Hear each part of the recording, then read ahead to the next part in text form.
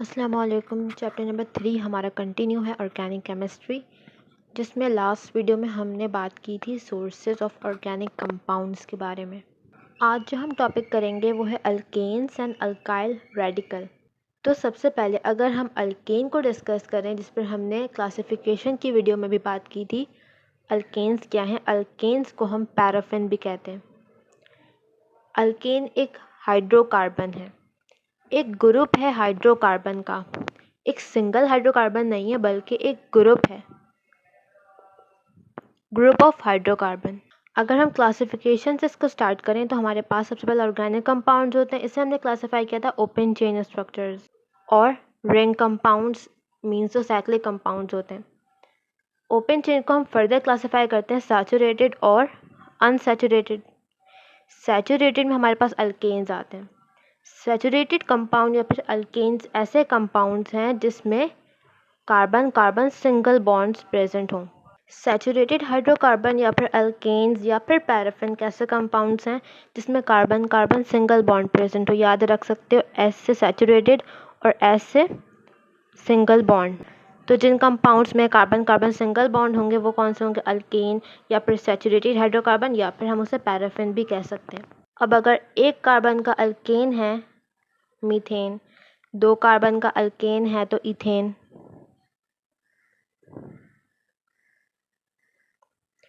इसी तरह से अगर तीन कार्बन का अल्केन है इट मीन्स तीनों कार्बन में सिंगल बॉन्ड्स प्रेजेंट हैं। तो ये क्या हो जाएगा? तीन कार्बन का अल्केन, इसे हम क्या कहेंगे? प्रोपेन। Methane, ethane. तो यहाँ पर देख सकते हो कि जो अल्केन कंपाउंड्स हैं उनके लास्ट में क्या आता है? एन। तो ये सफिक्स हम यूज़ करते हैं अल्केन कंपाउंड्स के लिए। अच्छा, अल्केन का एक जनरल फार्मूला होता है, इस ग्रुप का एक जनरल फार्मूला होता है CnH2n+2। अब ये फार्मूला हमें क्या बताता है? इस फार्मूले से हम क्या कर सकते हैं? इस फार्मूले से हम मॉलिक्यूलर फार्मूला निकाल सकते हैं किसी भी अल्केन का। फॉर एग्जांपल हमारे पास ये फार्मूला है, हमने क्या करना है? मॉलिक्यूलर फार्मूला निकालना है तीन कार्बन के कंपाउंड का, या फिर हमने प्रोपेन का मॉलिक्यूलर फार्मूला निकालना है। तो हम कैसे निकालेंगे? तो सबसे पहले ये समझो कि यहाँ पर जो एन है ये किसको शो कर रहा है? Number of carbon atom. C क्या है? कार्बन। एच क्या है? हाइड्रोजन। एन क्या शो कर रहा है? नंबर ऑफ कार्बन एटम, के कितने कार्बन एटम प्रेजेंट है किसी भी कंपाउंड में। एक कार्बन का कंपाउंड है मीथेन, 1 आ जाएगा एन की जगह पर। दो कार्बन का कंपाउंड है, एन की जगह पर हम क्या लिखेंगे? 2। यहाँ पर भी एन की जगह पर क्या लिखेंगे? 2। तीन कार्बन का कंपाउंड है, एन की जगह पर क्या लिखेंगे? 3। यहाँ पर भी एन की जगह पर 3। तो अब देखो हम कैसे इससे फॉर्मूला निकाल सकते हैं। फॉर एग्जाम्पल मुझे निकालना है ब्यूटेन का फॉर्मूला, ब्यूटेन का मॉलिक्यूलर फार्मूला। मुझे नहीं पता, मुझे इतना पता है कि ब्यूट कंपाउंड है, इट मीन्स 4 कार्बन है।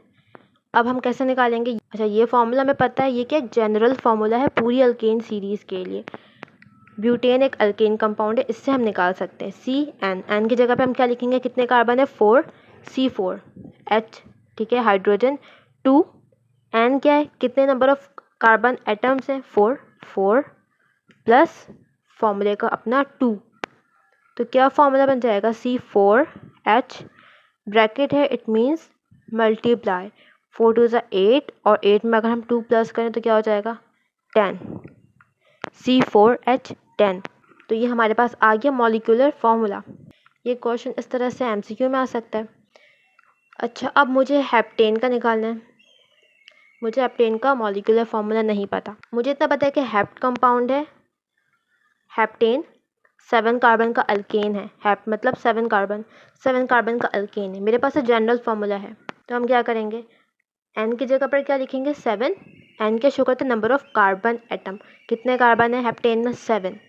क्या लिखेंगे? C7H2, फॉर्मूले का अपना 2।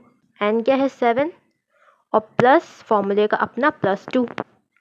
C7H, 7 2 14, 15 और 16, तो C7H16। ये हमारे पास आ गया हेप्टेन का मॉलिक्यूलर फार्मूला। इस तरह से हम किसी भी अल्केन के लिए मॉलिक्यूलर फार्मूला निकाल सकते हैं। डिकेन का निकाल लो। क्या मतलब डिकेन? 10 कार्बन, C10H2 10 फॉर्मूले का +2, ये 2 भी फॉर्मूले का है, देख सकते हो। C10H 10 2 मल्टीप्लाई हो रहे 20 + 2 22 H10 22, ये क्या आ गया? डिकेन का मॉलिक्यूलर फार्मूला। तो इतना इजी है मॉलिक्यूलर फार्मूला निकालना किसी भी कंपाउंड का। बट ये फार्मूला किस पे एप्लीकेबल है? अल्केन पे। अल्कीन और अल्काइन के लिए डिफरेंट फार्मूले, वो भी हम आगे डिस्कस करते हैं। अल्केन हमने डिस्कस कर लिया, अब हमने करना है अल्काइल रेडिकल। तो देखो अल्काइल रेडिकल क्या है, दोनों साथ लिखे हुए, इट मीन्स कुछ लिंक है इनके बिटवीन। तो alkyl radical, alkyl radical basically derivative है अल्केन का। इट मीन्स अल्काइल रेडिकल किससे बनेगा? अल्केन से। कैसे बनेगा? By removing 1 hydrogen. कैसे बनेगा? By removing 1 hydrogen atom. Alkane में से अगर हम एक हाइड्रोजन निकाल दें तो वो क्या बन जाएगा? Alkyl radical. अच्छा, अल्काइल रेडिकल को हम शो करते हैं R से, R लेटर से। और सफिक्स जो हम इसके लिए यूज़ करते हैं अल्केन के लिए, जैसे कि हम एन का वर्ड यूज़ करते हैं सफिक्स, तो अल्काइल के लिए हम क्या यूज़ करेंगे? YL। अच्छा, अब अल्काइल रेडिकल का जो फॉर्मूला है वो क्या है? CnH2n +1, CnH2n +1। तो ये बात समझ में आ गई होगी कि वहाँ पे 1 क्यों आया है, क्योंकि हमने क्या किया? 1 हाइड्रोजन रिमूव किया है, तो इसीलिए यहाँ पर 1 है। अल्केन के लिए क्या था? +2, अल्काइल रेडिकल के लिए क्या है? +1। अब हम ये बात समझते हैं कि कैसे एक हाइड्रोजन रिमूव करके अल्काइल रेडिकल बन रहा है। तो यहाँ पर देखो हमारे पास अल्केन की सीरीज़ है, जैसे एक कार्बन का मीथेन, मीथेन का मॉलिक्यूलर फॉर्मूला क्या होगा? CH4। इसका हमें अगर अल्काइल रेडिकल बनाना है तो हमने क्या करना है? इसका एक हाइड्रोजन रिमूव करना है, इट मीन्स CH3। कार्बन की वैलेंसी पूरी नहीं है तो इसलिए हम यहाँ पर इस तरह का एक बॉन्ड बना देंगे। इट मीन्स यहाँ पे आगे कोई और कंपाउंड ऐड होगा इसके साथ। ये एक ग्रुप है, सही है, जो किसी और कंपाउंड पर लगा हुआ होगा। ये खुद एक कंपाउंड नहीं है, बल्कि यहाँ पे क्या लिखा है? रेडिकल है, ठीक है, एक ग्रुप है। इसका नाम क्या होगा? हमने क्या करना है? एन का सफिक्स हटा के क्या लगाना है? क्या हो जाएगा? मिथाइल। तो ये क्या है? Methyl group. इसी तरह से अगर हम बात करें इथेन की, इथेन इट मीन्स 2 कार्बन का अल्केन, फॉर्मूला क्या होगा? C2H6। इथेन का अगर हमने अल्काइल रेडिकल बनाना है, कैसे बनाएंगे? C2H5, एक हाइड्रोजन यहाँ से रिमूव कर दो, कम कर दो, H6 था, क्या हो जाएगा? H5। नाम क्या होगा? एन का सफिक्स हटाना है, क्या लगाना है? YL, ethyl. तो ये ग्रुप कौन सा है? इथाइल। तो अभी जब हम आगे इसके नोमेनक्लेचर करेंगे, नेमिंग करेंगे, तो जहाँ पर CH3 लिखा हुआ है, इट मीन्स क्या है? ये मिथाइल ग्रुप लगा हुआ है किसी भी कंपाउंड पे या किसी भी कार्बन एटम पे।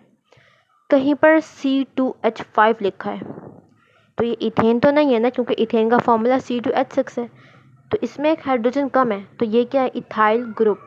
तो आगे ये बातें याद होनी चाहिए। इसी तरह से देख सकते हो किसी भी कंपाउंड का निकाल सकते हैं हम अल्काइल रेडिकल। अगर हम C3H8 प्रोपेन, क्या नाम है इसका? 3 कार्बन का अल्केन है, तो क्या नाम होगा? प्रोपेन। इसका निकालेंगे, क्या हो जाएगा? C3H, एक हाइड्रोजन फिर कम कर दो 7, नाम क्या हो जाएगा? प्रोपाइल। इसी तरह से ब्यूटाइल, हेक्साइल, हेप्टाइल, पेंटाइल, इस तरह से जो बुक में चार्ट गिवन है वहाँ पे भी देख सकते हो। ये बातें बताने का मकसद सिर्फ ये है कि जब हम आगे नेमिंग करेंगे तो वहाँ पर चीज़ें क्लियर हों पहले से कि कौन सा कंपाउंड मीथेन है, कौन सा ग्रुप मिथाइल ग्रुप है, कौन सा इथाइल ग्रुप है। तो अल्काइल रेडिकल पे हमने बात की। नेक्स्ट हमने करना है नोमेनक्लेचर ऑफ अल्केन। तो पहले हम नोमेनक्लेचर को डिस्कस करते हैं कि ये वर्ड हमें क्या बताता है, या इस वर्ड की मीनिंग क्या है, इसकी हिस्ट्री क्या है। तो नोमेनक्लेचर का मतलब है system for giving name to thing, कि ये एक सिस्टम है जिसके ज़रिए हम डिफरेंट चीज़ों को नाम देते हैं, उनकी नेमिंग करते हैं। तो नोमेनक्लेचर हम केमिस्ट्री में पढ़ रहे हैं, तो यहाँ पर हम किस चीज़ की नेमिंग करेंगे? डिफरेंट कंपाउंड्स की।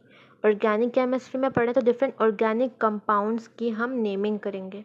बायो में भी नोमेनक्लेचर होता है, वहाँ पर हम क्या करते हैं, डिफरेंट लिविंग ऑर्गेनिजम्स की नेमिंग करते हैं, उनको एक डिफरेंट नाम देते हैं। अच्छा, अब नोमेनक्लेचर जो केमिस्ट्री में है उसके कुछ रूल्स हैं, वो रूल्स भी हम आगे डिस्कस करेंगे। इसकी हिस्ट्री की अगर हम बात करें तो डिफरेंट कंपाउंड डिस्कवर हो रहे हैं, तो ज़रूरी है कि उनको एक नाम दिया जाए ताकि वो कंपाउंड दूसरे कंपाउंड से सेपरेट हो जाए और उस कंपाउंड की एक अलग आइडेंटिटी बन जाए। तो सबसे पहले ऑर्गेनिक कंपाउंड्स को नाम दिया गया उनके सोर्सेज के अकॉर्डिंग, कि जो कंपाउंड हमें जहाँ से मिल रहा है उसके सोर्स के अकॉर्डिंग हमने उसका नाम रख दिया। जैसे कि मीथेन हमें मिलता है मार्शी प्लेसेस पर, तो उस सोर्स की वजह से हमने इसका नाम क्या रख दिया, मार्श गैस। उस वक्त मीथेन नहीं था, उस वक्त क्या था, मार्श गैस। मिथाइल अल्कोहल हमें मिलता है वुड की फ्रैक्शनल डिस्टिलेशन से, तो इसका नाम क्या रखा हुआ था हमने, वुड स्प्रिट। इसी तरह से एसिटिक एसिड, इसे क्या कह रहे थे, विनेगर, क्योंकि जो कंपाउंड हमें जहाँ से मिल रहा है हमने उसका नाम उसके अकॉर्डिंग ही रख दिया था। बट आगे क्या हुआ कि ज़्यादा कंपाउंड डिस्कवर हो रहे हैं, तो अब ऐसा भी हो रहा है कि एक ही सोर्स से हमें एक से ज़्यादा कंपाउंड मिल रहे हैं, तो यहाँ पर फिर नेमिंग का प्रॉब्लम आ गया कि हम किस तरह से सोर्स के अकॉर्डिंग नाम रखें, क्योंकि हमें एक ही सोर्स से बहुत से कंपाउंड्स मिल रहे हैं, तो फिर ये पॉसिबल नहीं है कि हम नेमिंग किस बेस पे करें, सोर्सेज के बेस पे। उसके बाद इन 1882 एक और सिस्टम आया नेमिंग का, जेनेवा सिस्टम 1882 में आया। उसके बाद जेनेवा सिस्टम में कुछ मॉडिफिकेशन, कुछ चेंजेस हुई और फिर जो न्यू सिस्टम बना उसे क्या कहते हैं, IUPAC सिस्टम। ये कब बना, 1960। तो अभी जो हम नेमिंग करते हैं, जो न्यू नेमिंग है वो किस सिस्टम के अकॉर्डिंग होती है, IUPAC। इसकी फुल फॉर्म क्या है, international union of pure and applied chemistry. तो अभी जो हम नेमिंग पढ़ेंगे और जो नेमिंग करेंगे वो किसके अकॉर्डिंग है, IUPAC।